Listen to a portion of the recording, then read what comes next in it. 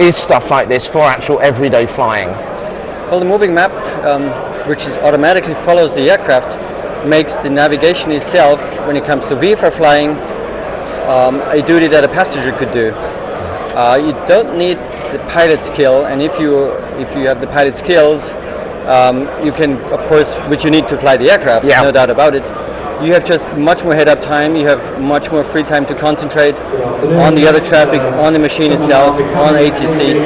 So it frees you up of other duties, basically. So you can actually enjoy flying, frankly, can't you? Sure, yeah. I mean, that seems to me one of the greatest things about GPS is that you can actually start looking out the window and not have to keep monitoring whether that little town was there the whole time. You can actually enjoy it and take a view. That's the point of it, exactly. Yeah. So how effective are they? Because let's face it, people have driven around with car GPS systems, which are pretty cheap, aren't they? And they'll lose a signal and it'll reroute them around a different road and things like that. What's the difference between the kind of car system you've got on that? Well, it's very similar, but you could call them, in the first place, not as intelligent.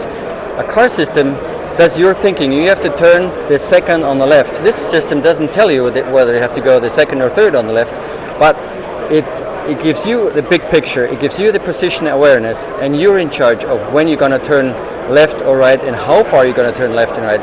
Because as a pilot, you're up in the air, and there is no definite road that you have to follow by the the meter, or by the foot. You can take your decision, and it makes the decision-taking process very much simpler. Because one of the things I think a lot of pilots, I remember the first time I looked at an aviation chart, and you saw all those lines all over the place, and you knew you couldn't fly in that bit there and a bit there, but it just looks so confusing, doesn't it? And then you're wondering, well, was I next to that little town there, or was I over there? And it just takes the guesswork out, I guess. Yeah, it doesn't take the confusion out of the chart.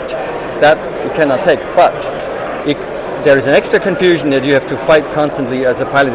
Where am I in this confusion? Exactly. Yeah. So that burden can be taken off. You know exactly where you are and which role you have in that confusion. Yeah. So you have a much better chance to take decisions. You're much quicker. You're much better informed.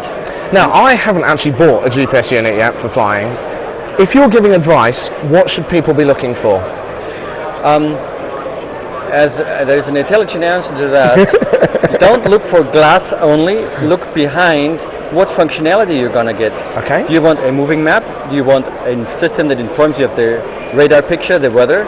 Or do you want to see other traffic on the map? Or do you want to have somebody help you with instant IFR flight planning? Now, the functionality behind the glass is really what you should look for, and what makes eventually pilot's life easier.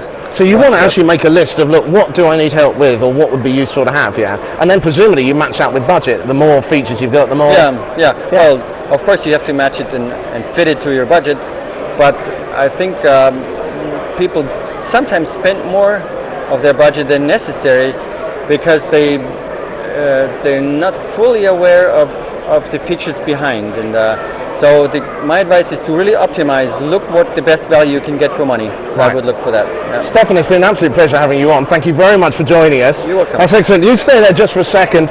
Now, of course, we've been looking at a whole load of stuff here at AeroExpo London. We've got another show coming up for you tomorrow. But you might remember that Vicki mentioned right at the beginning of this show that I got covered in a bucket of water. There was a good reason. Just watch this.